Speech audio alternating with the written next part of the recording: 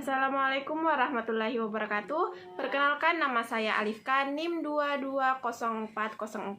220404501009 dari kelas C, jurusan Psikologi Pendidikan dan Bimbingan, Prodi Bimbingan Konseling, Universitas Negeri Makassar.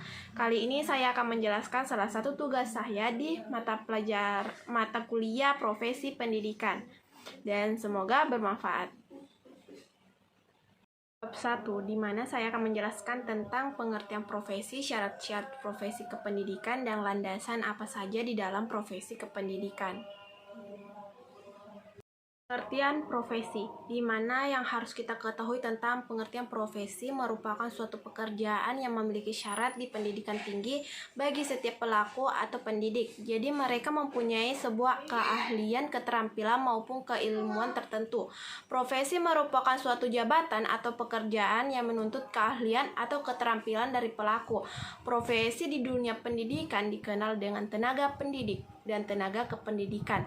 Dalam arti lain, pendidik mempunyai dua syarat ataupun ketentuan yang harus mereka jalani, dan itu merupakan salah satu bentuk profesi dalam kependidikan yang harus mereka pahami sebagai pendidik untuk mendidik peserta didik di sekolah, dan merupakan salah satu tanggung jawab mereka untuk melaksanakan profesi mereka masing-masing. Dan profesi itu banyak macamnya yang harus mereka pahami, dan juga peraturan-peraturan yang ada di dalam profesi itu sendiri. Profesi keguruan merupakan suatu kegiatan yang menunjukkan dan menjunjung tinggi prinsip-prinsip dan asas-asas keprofesionalitas dalam melaksanakan tugas dan kewajibannya dalam mendidik dan mengajar peserta didik di sekolah. Dan adapun ciri-ciri profesi, adanya pengetahuan atau keahlian khusus yang sesuai dengan bidang pekerjaan dan standar moral dan kaidah tinggi yang berlaku bagi para profesional. Berdasarkan kegiatan pada kode etik profesi, dalam pelaksanaannya profesi harus mengutamakan kepentingan masyarakat dibandingkan kepentingan pribadi masing-masing. Jadi bisa disimpulkan bahwa perbedaan dari profesi dan profesional ini sebenarnya sangat mudah dipahami, yaitu profesi merupakan bidang pekerjaan yang sedang dikuliti, sedangkan profesional ini adalah sifat dari seseorang dalam profesi tertentu. Sifat profesional tidak dimiliki oleh semua orang yang ada. Syarat-syarat profesi kependidikan dan landasan profesi kependidikan, di mana kita harus mengetahui hal itu terlebih dahulu. Sebelum itu, secara etimologis profesi dapat diartikan sebagai suatu pekerjaan yang memberikan persyaratan pekerjaan tinggi bagi pelaku yang ditekankan dalam pekerjaan tersebut. Syarat-syarat profesi kependidikan atau pendidik, yang pertama itu kualifikasi akademi, 2 kompetensi, ketiga sertifikat pendidikan, 4 sehat jasmani dan rohani, kelima kemampuan untuk mewujudkan tujuan pendidikan nasional, di mana kita harus memahami persyaratan-persyaratan yang telah ditetapkan oleh pemerintah. Dan harus kita pahami tentang landasan pada profesi pendidikan. Yang pertama yaitu landasan hukum. Undang-Undang Dasar 1945 adalah merupakan hukum tertinggi di Indonesia, dan itu harus kita pahami sebagai profesi pendidikan, bahwa kita diatur oleh undang-undang untuk menjalankan profesi kita masing-masing. Yang kedua itu adalah landasan filsafat. Filsafat membahas sesuatu dari segala aspek yang mendalam, maka dikatakan kebenarannya filsafat adalah kebenaran yang menyeluruh, yang sering diberikan sebuah kebenaran ilmu yang sifatnya relatif, yang harus kita pahami. Yang ketiga itu landasan psikologi. Psikologi atau ilmu jiwa dalam ilmu yang mempelajari jiwa manusia yang berkembang sejajar dengan pertumbuhan jasmani. Makin besar individu, makin berkembang pula jiwanya. Dengan melalui tahap tertentu, akhirnya individu mencapai kedewasaan yang baik dari segi kejiwaan maupun dari segi jasmani. Dalam perkembangan jiwa dan jasmani inilah sepatutnya anak belajar. Dan keempat itu adalah landasan sosial budaya. Seperti yang kita ketahui, sosial budaya merupakan bagian hidup yang paling dekat dengan kehidupan sehari-hari kita di lingkungan masyarakat dan sebagainya. Setiap kegiatan manusia hampir tidak lepas dari unsur sosial budaya. Jadi kita harus memahami semua landasan-landasan tersebut.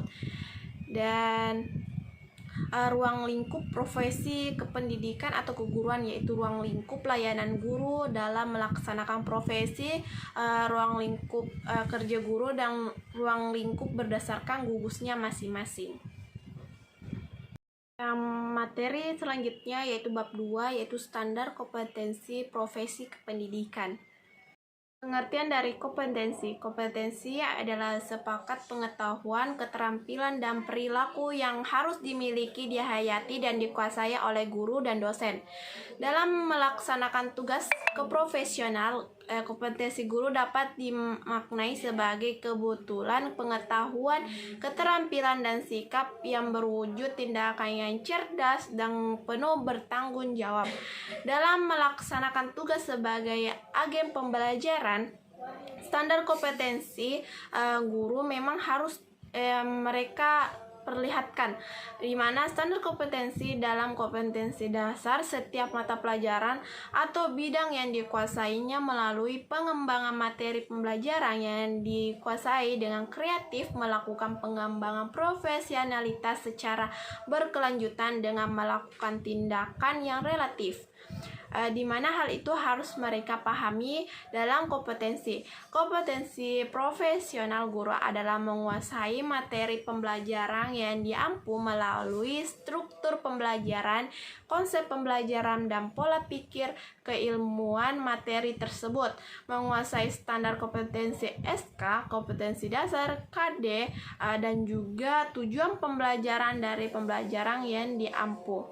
Guru yang mempunyai kompetensi profesional dan kompetensi kepribadian yang sesuai dengan kemampuan menciptakan suasana pembelajaran yang konduktif, kreatif, efektif, dan menyenangkan sehingga mampu meningkatkan motivasi belajar siswa secara optimal, di mana guru akan mempunyai 4 standar kompetensi guru yang harus dilalui pengajar, yaitu kompetensi pedagogik. Kompetensi ini merupakan kemampuan atau keterampilan guru dalam mengelola proses pembelajaran atau interaksi belajar mengajar dengan peserta didik. Kompetensi kepribadian dan juga kompetensi profesional, kompetensi sosial. Guru sebagai tenaga profesional berarti pekerjaan guru yang dapat dilakukan oleh seseorang yang mempunyai kualifikasi akademik, kompetensi, dan sertifikat pendidikan sesuai dengan persyaratan yang sudah ditetapkan di dalam sebuah profesi kependidikan tersebut. Kompetensi guru sebagai agen pendidikan, di mana dalam kompetensi guru tersebut akan kita pahami tentang konsep kompetensi guru sebagai agen pembelajaran. Kompetensi yang pertama yaitu kompetensi pedagogik.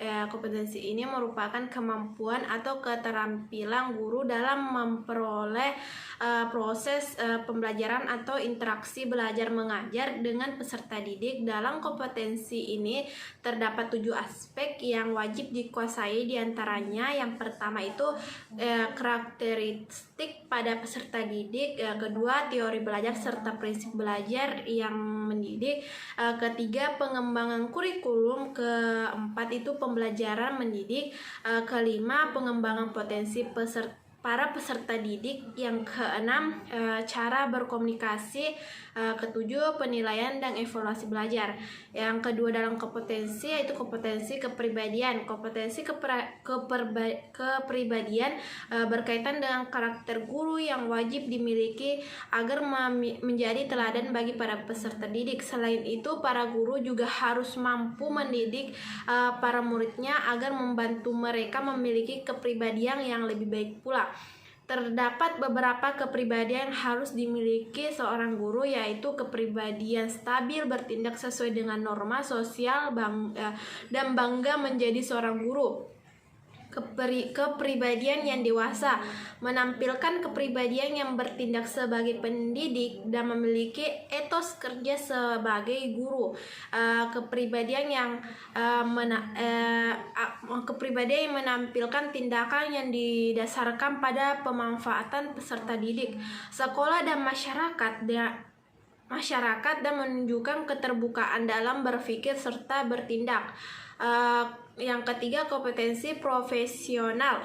Kompetensi ini adalah kemampuan atau keterampilan yang harus dimiliki guru agar tugas-tugas pengguruan dapat diselesaikan dengan baik dan benar. Keterampilan ini berkaitan dengan hal-hal teknik serta berkaitan langsung dengan keterampilan guru.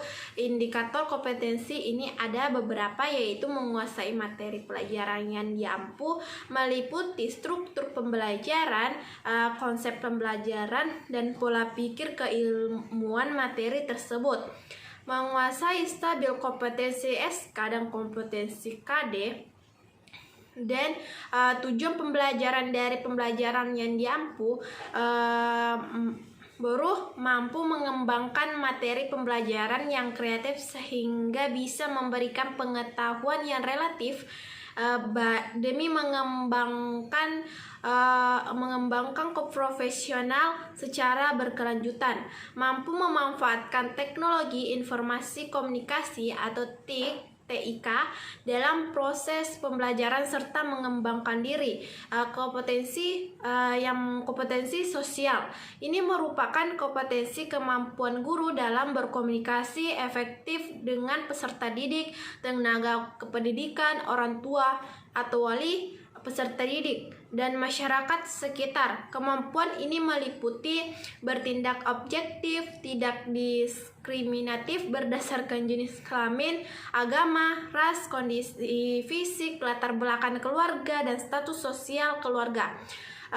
Komunikasi secara efektif, empatik, dan santun kepada sesama pendidik dan tenaga kependidikan, orang tua atau wali peserta didik, masyarakat dan masyarakat sekitar. Beradaptasi di tempat mereka bertugas di seluruh wilayah Indonesia yang memiliki bermacam budaya, berkomunikasi dengan lisan maupun tulisan di dalam lingkungan sekolah. 3, yaitu strategi pengembangan profesi keguruan atau pendidikan.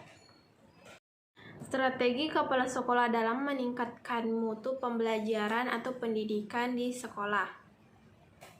Strategi kepala sekolah dalam meningkatkan mutu pendidikan berdasarkan perencanaan yang dilakukan kepala sekolah, yaitu melakukan perencanaan program sekolah yang mengacu pada 4 standar pendidikan, meningkatkan profesionalisme guru di sekolah, melakukan kegiatan pembinaan khususnya peserta didik yang berprestasi dan juga mempunyai bakat dan minat di dalam pembelajaran.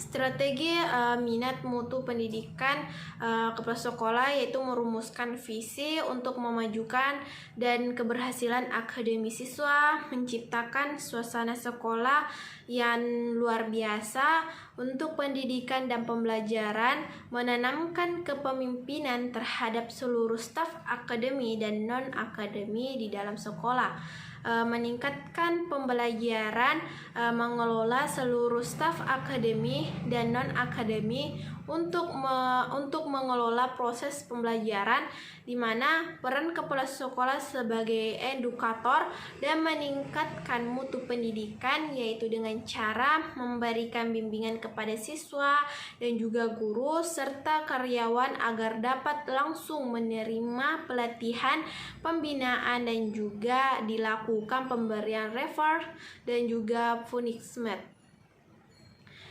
Jadi, strategi kepala sekolah adalah suatu cara atau metode yang digunakan oleh kepala sekolah dalam mencapai tujuan yang sudah direncanakan dalam upaya membuat kegagalan strategi ini merupakan salah satu kompetensi yang harus dimiliki oleh kepala sekolah dalam mewujudkan sebuah visi dan misi yang ada di dalam sekolah. Selanjutnya yaitu peran guru dalam meningkatkan mutu pembelajaran di sekolah atau di dalam kelas. Adapun peran guru dalam meningkatkan mutu pendidikan yaitu guru memberikan sebuah motivasi kepada peserta didik dapat melaksanakan menjalankan pembelajaran dengan baik serta bersungguh-sungguh dan taat pada peraturan-peraturan yang ada di sekolah, yang baik di dalam sekolah maupun di luar sekolah. Mengajar peserta didik tentang bagaimana bersikap, peran yang dilakukan oleh guru untuk menanggulangi kerumitan siswa, yaitu menyampaikan perhatian kepada siswa yang mengalami kesulitan dalam belajar, menggunakan media pembelajaran yang memberikan tugas dan latihan agar siswa mampu belajar secara mandiri, mengajarkan siswa belajar dalam berkelompok. Di sini banyak yang mengira bahwa baik mutu pembelajaran di sekolah bergantung pada fasilitas yang tersedia, padahal kenyataannya kualitas proses pembelajaran mengajar terletak pada guru. Semisal apapun fasilitasnya, guru adalah fasilitas terbaik yang dimiliki lembaga pendidikan yang ada. Begitu 7 peran guru dalam meningkatkan mutu pembelajaran, yaitu pertama, sebagai informator. Guru merupakan sumber informasi utama di sekolah. Setiap kegiatan belajar mengajar guru sudah harus siap dengan pengetahuan yang berkualitas. Yang kedua itu sebagai organisator. Kegiatan belajar mengajar merupakan tugas yang paling penting dalam guru. Mengelola kegiatan berupa aktivitas akademi sebagai jadwal pembelajaran, lalu aktivitas non-akademi, dan pengembangan siswa di sekolah maupun di luar sekolah. Yang ketiga sebagai direktur atau pengarah. Guru merupakan teladan bagi siswa. Jiwa kepemimpinannya harus kuat untuk memberikan pengarahan anak didik. Tanpa peran sebagai pengarah, guru tidak dapat menjadikan siswanya sesuai dengan apa yang dicita-citakannya. Keempat itu sebagai motivator. Karakter guru sangat mempengaruhi minat siswa dalam belajar. Siswa menyukai guru yang menyenangkan, tidak menekan, dan menjelaskan materi dengan metode yang sangat mudah dipahami. Kelima, sebagai inisiator. Pentingnya inisiator bagi seorang peserta didik adalah menemukan jalan yang efektif dalam meningkatkan mutu pembelajaran. Keenam, sebagai mediator. Peningkatan mutu pembelajaran tak lupa dari peran guru sebagai mediator. Ketika siswa mengalami kesulitan di tengah diskusi, guru wajib menjadikan dirinya sebagai mediator untuk mengarahkan peserta didik menentukan kesimpulan yang lebih baik. Ketujuh, sebagai fasilitator. Kegiatan belajar mengajar tidak akan berjalan dengan sangat efektif tanpa adanya guru, di mana dimaksud fasilitator merupakan benda seperti buku, papan tulis, semacamnya, melainkan guru itu sendiri. Strategi pengembangan profesi guru, di mana ada beberapa strategi untuk mengembangkannya. Profesionalisme guru antara lain adalah pendidikan dan pelatihan, studi banding, dan budaya membaca. Bab 4 yaitu rasional tantangan profesionalitas. Profesional adalah pekerjaan atau kegiatan yang dilakukan oleh seseorang yang menjadi sumber penghasilan kehidupan, yang memerlukan keahlian atau kecakapan, yang memenuhi mutu atau norma tertentu, serta memerlukan pendidikan profesi.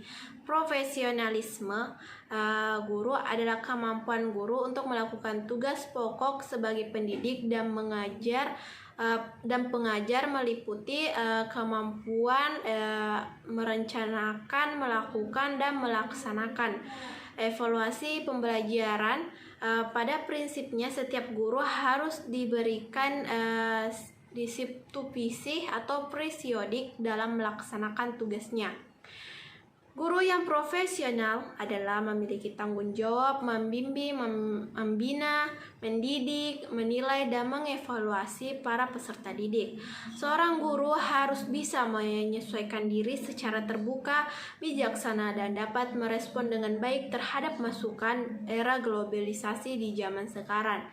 Sikap profesional, tepat waktu, ketepatan waktu adalah elemen yang paling penting dan bertanggung jawab hidup ada di tangan Anda sendiri. Menghormati rekan kerja, bersikap sopan, optimis, tidak membawa perasaan atau pekerjaan pribadi di dalam kantor. Prinsip profesionalitas seorang guru yang pertama, memiliki bakat, minat, panggilan jiwa, dan idealisme. Yang kedua, memiliki komitmen untuk meningkatkan mutu pendidikan, keimanan, ketakwaan, dan akhlak mulia. Yang ketiga, memiliki kualifikasi akademi dan latar belakang pendidikan sesuai dengan bidang dan tugasnya masing-masing. Yang keempat, memiliki kompetensi yang diperlukan sesuai dengan bidang tugas masing-masing. Yang kelima, memiliki tanggung jawab atas pelaksanaan tugas masing-masing. Yang keenam, memperoleh penghasilan yang ditentukan sesuai dengan prestasi kerja. Yang ketujuh, memiliki kesempatan untuk mengembangkan bidang mereka masing-masing dengan belajar sepanjang hayat. Yang kedelapan, memiliki jaminan perlindungan hukum dalam melaksanakan tugasnya. Yang terakhir, memiliki organisasi yang mempunyai kewenangan mengatur hal-hal yang berkaitan dengan tugas seorang guru yang lebih baik lagi dalam profesi mereka. Tantangan profesionalisme seorang guru. Tantangan yang dihadapi guru antara lain keterbatasan waktu dalam memenuhi kurikulum yang berstandar tinggi, keterbatasan pelatihan otoritas pendidikan yang sangat ketat, berfokus pada pengetahuan literasi dan numerasi, kesulitan mengidentifikasi ragam dalam pendidikan. Di abad 21 ini, guru mendapatkan tantangan seperti menghadapi siswa yang jauh lebih beragam, materi pembelajaran yang lebih sulit, dan juga tuntutan capaian kemampuan berpikir siswa yang lebih tinggi. Bab 5 yaitu jenis-jenis profesi dan tugas serta tanggung jawab seorang profesi pendidikan. Adapun jenis profesi di dalam pendidikan yang perlu kita ketahui, di mana dalam pendidikan ada seperti guru, dosen, penulis, tutor, dan administrasi pendidikan di dalam profesi kependidikan. Tugas dan tanggung jawab seorang profesi pendidikan, di mana yang pertama mengajar. Guru dibagi menjadi awal-awal, di mana menyebutkan bahwa seorang guru adalah seorang mengajarkan peserta didiknya ilmu yang bermanfaat. Yang kedua, mendidik. Guru merupakan seorang pendidik. Ketiga, melatih keterampilan hidup. Yang keempat, memberikan bimbingan dan pengarahan. Kelima, memberikan motivasi kepada peserta didik. Dalam hal ini, tugas guru adalah menjaga, mengarahkan, dan membimbing agar siswa tumbuh dan berkembang sesuai dengan potensi, minat, dan bakat mereka. Guru sebagai motivator proses pembelajaran akan berhasil, maknanya siswa memiliki motivasi dalam belajar. Oleh sebab itu, guru perlu menumbuhkan potensi belajar siswa di kelas dan di lingkungan sekolah. Bab 6, etika profesi kependidikan. Etika adalah refleksi dari staf kontrol terhadap segala sesuatu yang dibuat dan diterapkan dari dan untuk kepentingan kelompok itu sendiri. Etika disebut dengan filsafat moral, cabang dari filsafat yang berbicara tentang tindakan manusia. Etis atau bahasa yang digunakan di bidang moral, di mana etika ini diterapkan di segala hal, termasuk di profesi pendidikan. Kode etik guru adalah norma atau asas yang harus dijalankan oleh guru di Indonesia sebagai pedoman untuk bersikap dan berperilaku dalam melaksanakan tugas profesinya sebagai pendidik, anggota masyarakat, dan warga negara. Guru memiliki dan melaksanakan kejujuran profesional guru, di mana guru berusaha memperoleh informasi tentang peserta didik sebagai bahan melakukan bimbingan dan pembinaan. Guru menciptakan suasana di sekolah sebaik-baiknya yang menunjang keberhasilan proses belajar mengajar. Guru berbakti membimbing peserta didik untuk membantu anak-anak di Indonesia seutuhnya dan berjiwa Pancasila.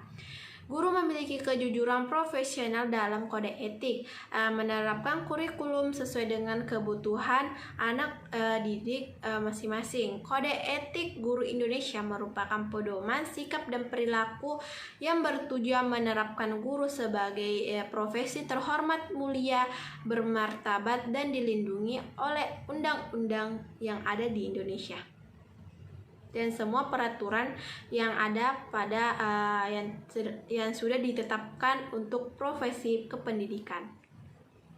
Bab 7. Pemanfaatan teknologi pendidikan sesuai dengan bidangnya.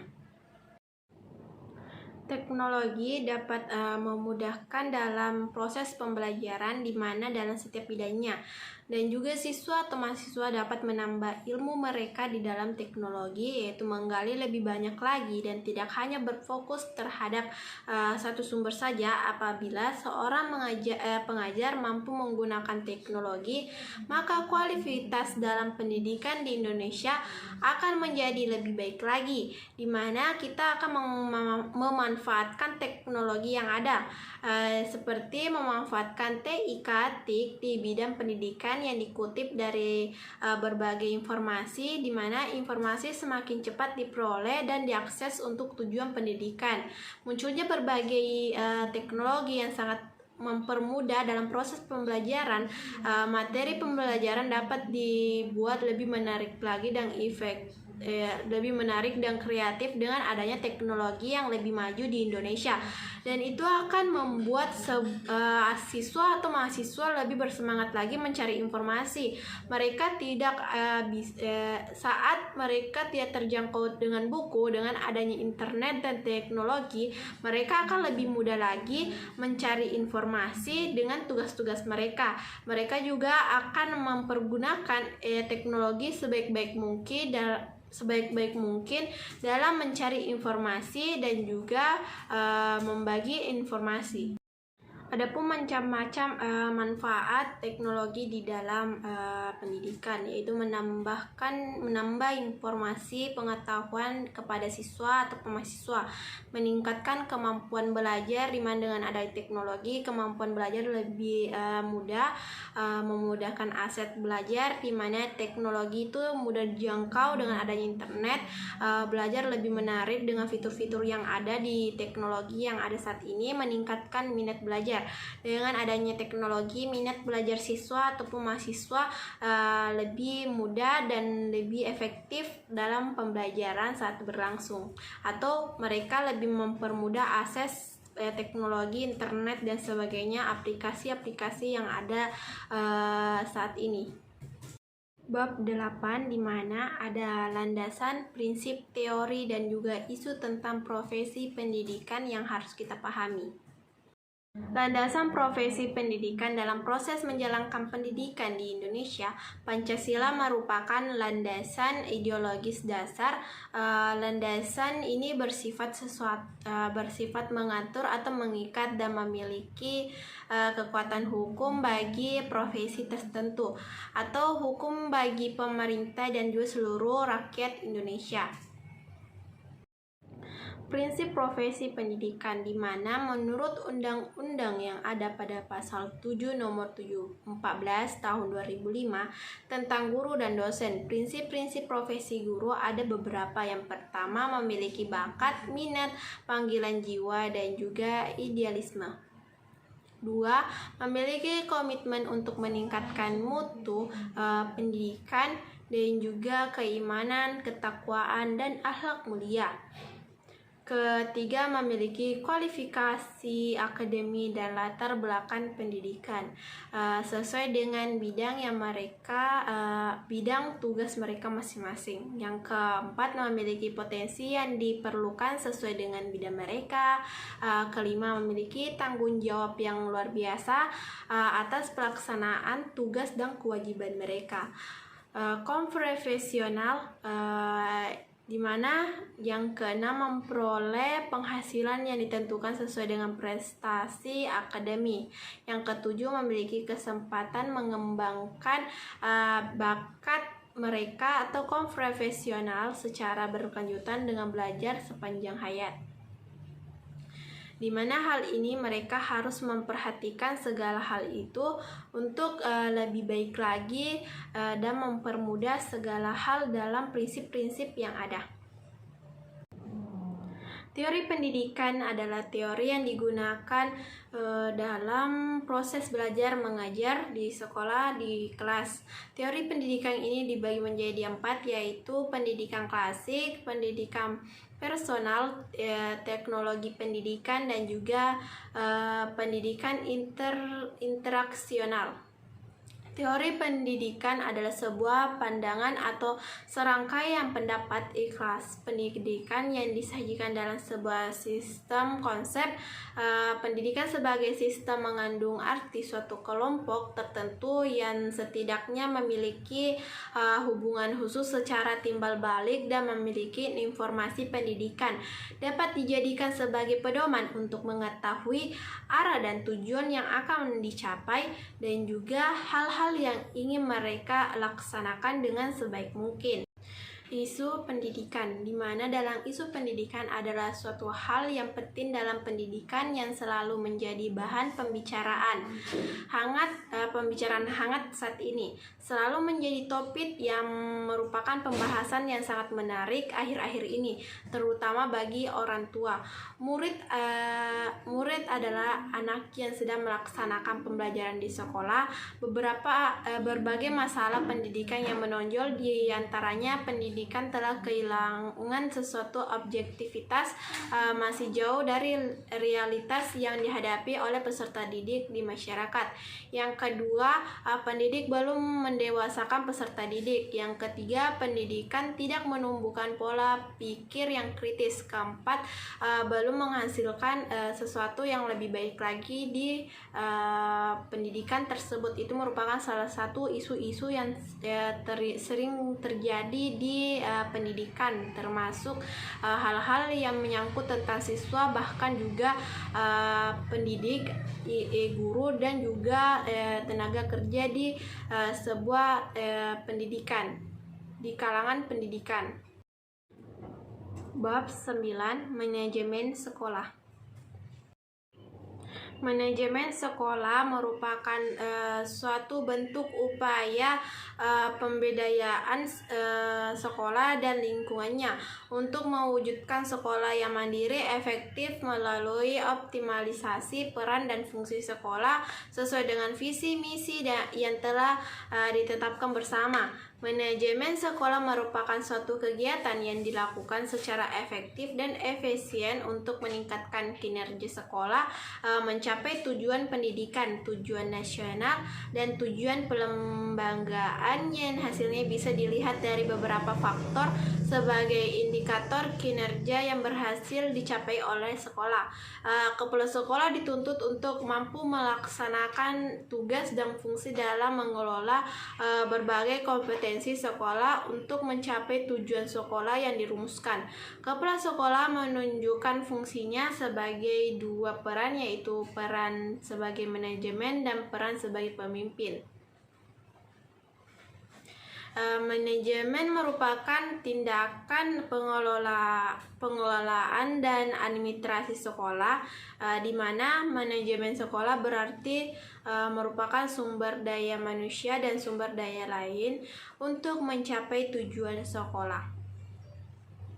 Tujuan manajemen pendidikan adalah terciptanya perencanaan pendidikan yang merata, bermutu, dan relevan dan akuntabel, Meningkatkan citra positif pendidikan, teratasinya mutu pendidikan karena masalah mutu disebabkan oleh manajemennya. Menurut Supriyono Subakir, tujuan utama penerapan manajemen sekolah adalah untuk meningkatkan efisiensi pengelolaan dan meningkatkan relasi pendidikan di sekolah dengan adanya wewenang yang lebih besar dan lebih luas bagi sekolah untuk mengelola urusan sendiri. Peran manajemen adalah meningkatkan mutu dan prestasi sekolah, yaitu dengan melakukan pengelolaan manajemen meningkatkan mutu berupa pola pikir dan orientasi kerja guru, meningkatkan mutu guru dengan berbagai program meningkatkan mutu peserta didik dengan mencangkup ranah kognitif, afektif, dan psikomotor. Fungsi manajemen. Fungsi manajemen sekolah adalah mengoptimalkan kemampuan menyusun rencana sekolah dan rencana anggaran. Sekolah dikelola berdasarkan rencana sekolah, di mana dalam rencana anggaran juga masyarakat didorong untuk memiliki berpartisipasi mengelola sekolah. Manajemen sekolah memiliki dua aspek, yaitu aspek manajemen eksternal dan manajemen internal. Manajemen internal sekolah meliputi perpustakaan, laboratorium, bangunan, dan sarana fisik lainnya, sumber dana, pelaksanaan evaluasi pendidikan, dan hubungan antara guru dan murid, dan juga anggota-anggota yang ada di lingkungan sekolah tersebut. Manajemen kurikulum di sekolah melalui 4 tahap, di mana yang pertama perencanaan, yang kedua pengorganisasian dan koordinasi, ketiga pelaksanaan, dan keempat pengendalian. Bab 10. Supervisi pendidikan. Pengertian supervisi ialah suatu aktivitas pembinaan yang dirancang untuk membantu para guru dan pegawai sekolah lainnya dalam melakukan pekerjaan mereka secara efektif. Supervisi merupakan pengawasan terhadap pelaksanaan kegiatan teknik edukatif di sekolah, bukan sekedar pengawasan fisik terhadap fisik material tersebut di dalam pendidikan. Tujuan dan fungsi dari supervisi. Tujuan pertama yaitu membina guru untuk lebih memahami tujuan pendidikan. Kedua, melatih kesanggupan guru untuk mempersiapkan peserta didik menjadi anggota masyarakat yang efektif. Yang ketiga, membantu guru untuk mengadakan diagnosis. Keempat, meningkatkan kesadaran terhadap tata kerja demokratif. Dan fungsinya, yang pertama fungsi penelitian, kedua fungsi penilaian, tiga fungsi pembaikan, keempat fungsi peningkatan. Itu merupakan fungsi dan juga tugas dari supervisi. Sasaran supervisi adalah yang pertama mengembangkan kurikulum yang sedang dilaksanakan sekolah, yang kedua meningkatkan proses pembelajaran di sekolah, ketiga mengembangkan seluruh staf di sekolah, dan adapun berbagai macam, yaitu seperti yang pertama, supervisi ialah suatu aktivitas pembinaan yang dirancang untuk membantu para guru dan pegawai sekolah lainnya dalam melakukan pekerjaan secara efektif dan lebih baik lagi. Orang yang melakukan supervisi disebut dengan supervisor. Sasaran supervisi adalah seluruh guru dan juga staf sekolah lainnya. Jenis-jenis supervisi ada supervisi akademi, supervisi administrasi, dan juga supervisi lembaga yang ada di dalam sekolah. Dan kita harus memahami semua hal tersebut dan mempelajari lebih baik lagi tentang supervisi yang ada di dalam sekolah. Bab 11, yaitu organisasi profesi pendidikan dan tenaga kependidikan. Organisasi profesi guru adalah perkumpulan yang berbadan hukum yang didirikan dan dirumuskan oleh guru untuk mengembangkan profesionalitas guru. Organisasi profesi adalah suatu wadah perkumpulan orang-orang yang memiliki keahlian khusus yang merupakan ciri khas dari bidang keahlian tertentu. Dikatakan ciri khas oleh karena bidang tersebut diperoleh bukan secara kebetulan oleh sembarang orang, tapi diperoleh melalui suatu jalur khusus. Organisasi profesi keguruan adalah wadah yang berfungsi sebagai penampungan dan penyelesaian masalah yang dihadapi dan berkaitan dengan pendidikan dan diselesaikan secara bersamaan. Sebagai suatu organisasi profesi keguruan merupakan suatu sistem yang senantiasa mempertahankan keadaan yang harmonis. Tenaga kependidikan adalah anggota masyarakat yang mengabdikan diri dan diangkat untuk menunjang penyelenggaraan pendidikan di dalam lingkungan sekolah yang ada pada pendidikan.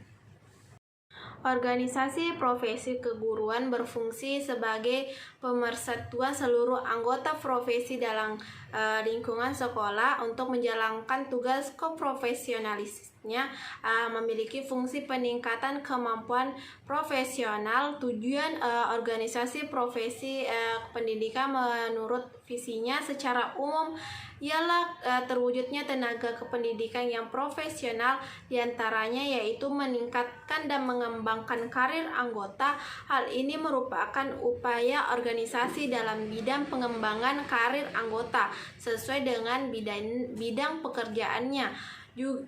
Ini juga untuk meningkatkan kemampuan mereka sesuai dengan mutu dan juga pembelajaran sesuai dengan bidang dan juga apa yang mereka pahami.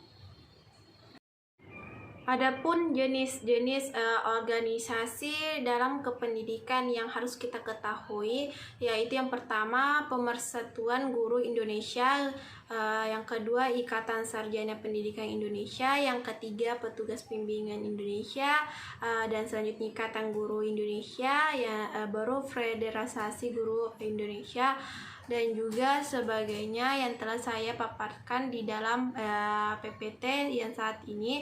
Dan harus kita pahami bahwa banyaknya organisasi-organisasi dalam profesi kependidikan yang harus kita ketahui di dalam sebuah organisasi pendidikan. Adapun manfaat dari keberadaan organisasi profesi yang diantaranya yang pertama mengembangkan dan memajukan profesi, kedua menertibkan dan memperluas ruangan gerak profesi, yang ketiga menghimpun dan menyatukan pendapat warga profesi, serta keempat memberikan kesempatan kepada semua anggota untuk berkarya dan berperan aktif dalam mengembangkannya. Manfaat organisasi pendidikan terciptanya efektivitas dan efisiensi organisasi dalam rangka mencapai tujuan pendidikan sebagai wadah pengembangan potensi dan apa yang mereka minati, menjadi tempat pengembangan ilmu pengetahuan dan lain-lainnya. Peran sekolah sebagai lembaga pendidikan adalah pengembangan potensi yang dimiliki peserta didik agar mampu menjalankan tugas-tugas masing-masing dalam kehidupan sebagai manusia, baik secara individual maupun sebagai anggota masyarakat. Itu merupakan salah satu tujuan organisasi bagi profesi kependidikan. Bab 12 yaitu bimbingan konseling. Pengertian bimbingan konseling.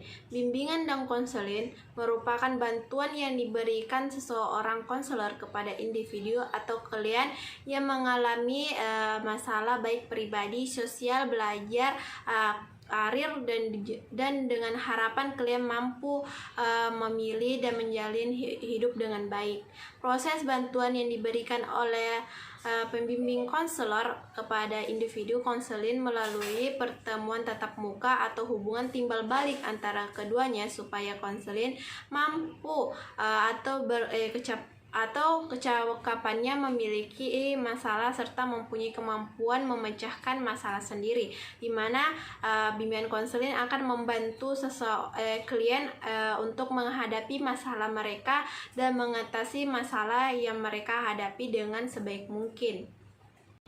Tujuan guru BK di dalam lingkungan sekolah secara kompleks yaitu membantu siswa mengembangkan kemampuan belajar dalam mengikuti pendidikan dan belajar secara mandiri, tempat mencurahkan segala keluh kesah, membantu siswa menangani atau memecahkan masalah pribadi, dan juga membantu siswa untuk mencapai atau mendapatkan solusi atas apa masalah mereka dan juga masa depan mereka. Dan juga guru BK merupakan sahabat bagi siswa di sekolah, tempat mereka mengutarakan semua perasaan mereka dan juga tempat seorang siswa untuk mendapatkan perhatian khusus untuk mengatasi apa yang mereka hadapi.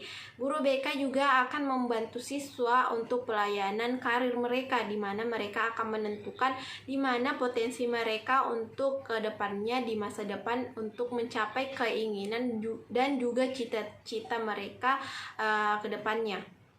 Adapun tujuan bimbingan konseling terhadap klien adalah yang pertama memperoleh pemahaman lebih baik terhadap dirinya, yang kedua mengarahkan dirinya sesuai dengan potensi yang dimiliki ke arah yang lebih baik lagi atau ke arah tingkat perkembangan yang optimal, yang ketiga mampu memecahkan masalah sendiri yang mereka hadapi, yang keempat dapat menyesuaikan diri secara lebih efektif baik terhadap diri sendiri maupun di lingkungannya, yang kelima menjadi taraf diaktualisasi diri sendiri dengan potensi yang mereka miliki dan juga potensi dalam diri mereka. Fungsi dan manfaat tujuan membantu dalam mengembangkan minat dan potensi yang dimiliki oleh peserta didik secara maksimal. Membantu peserta didik dalam mengembangkan kesadaran diri akan kemampuan, potensi, dan keunikan dan citra diri. Agar peserta didik mampu dalam mengembangkan kemampuan belajar dengan baik di dunia pendidikan di sekolah maupun di luar sekolah, mengembangkan potensi yang mereka dapatkan dan juga harus dikembangkan dengan sebaik-baik mungkin. Bimbingan dan konseling berperan sebagai wadah untuk membantu siswa mengembangkan potensi dirinya, menunjukkan kemandirian. Selain itu, bimbingan konseling juga berfungsi memberikan pemahaman, pencegahan, dan pengentasan serta pemeliharaan dan pengembangan. Guru BK mengetahui dan juga memahami perilaku dan teknik konseling pada siswa sehingga mampu siswa mengatasi permasalahannya. Bidang keilmuan yang berperan untuk melakukan bimbingan konseling antara ilmu pendidikan, sosial, psikologi, dan ilmu konseling. Peran guru BK terhadap perkembangan siswa selanjutnya yaitu untuk membantu siswa memecahkan masalah yang mereka hadapi. Permasalahan yang menimpa siswa bukan hanya soal prestasi akademi dan kegiatan belajar saja, tetapi masalah lainnya seperti hubungan sosial mereka di sekolah maupun di lingkungan keluarga dan juga lingkungan masyarakat di sekitar mereka. Jadi guru BK itu atau bimbingan konseling sangat berpengaruh pesat pada peserta didik dan juga klien yang mereka hadapi saat itu juga. Bab 13 yaitu layanan khusus. Adapun layanan khusus, di mana layanan khusus peserta didik meliputi layanan bimbingan konseling, layanan perpustakaan, layanan kantin, dan layanan kesehatan, layanan transformasi sekolah, layanan asrama, dan layanan ekstrakurikuler, layanan laboratorium, dan keamanan. Layanan khusus adalah suatu usaha tidak secara langsung berhubungan dengan proses belajar mengajar di kelas, tetapi secara khusus diberikan kepada peserta didik oleh lembaga pendidik agar mereka lebih optimal dalam melaksanakan kegiatan belajar di sekolah. Adapun manajemen pelayanan khusus adalah suatu proses kegiatan memberikan pelayanan kebutuhan kepada peserta didik untuk menunjang kegiatan pembelajaran agar tujuan pendidikan bisa tercapai dengan efektif dan efisien. Dari berbagai pelayanan khusus di sekolah, saya mengambil satu pelayanan khusus, yaitu pelayanan khusus bimbingan konseling di dalam sekolah.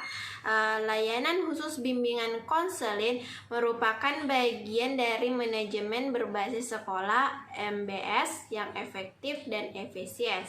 Layanan khusus merupakan suatu proses kegiatan memberikan pelayanan kebutuhan kepada peserta didik untuk menunjang kegiatan pembelajaran agar tujuan pendidikan bisa tercapai secara efektif dan efisien, di mana bimbingan konseling akan memberikan pelayanan terbaik kepada peserta didik secara khusus untuk mengatasi permasalahan dan juga membantu mereka dalam pembelajaran di sekolah maupun di kelas supaya pembelajaran mereka berjalan dengan lancar dan juga lebih baik lagi dalam hal pelayanan khusus di sekolah. Di pelayanan khusus banyak hal yang harus kita pahami dan termasuk juga pelayanan khusus bimbingan konseling. Bab 14 yaitu pendidikan non formal. Berdasarkan beberapa definisi pendidikan non-formal di atas dapat dirumuskan bahwa pendidikan non-formal adalah pendidikan yang dilaksanakan secara terencana, sistematis, fleksibel, intelektual, dan berlangsung di dalam sistem pendidikan formal atau sekolah. Jadi pendidikan non-formal ini dilaksanakan di luar sekolah dan dilaksanakan secara efektif dan juga sangat berpengaruh pada siswa dan juga masyarakat di luar itu untuk mengetahui pemahaman baru dan juga hal-hal yang belum mereka pahami dengan adanya pendidikan non formal di luar sekolah. Dan ini sangat membantu masyarakat dan juga siswa-siswa yang ada di luar sana.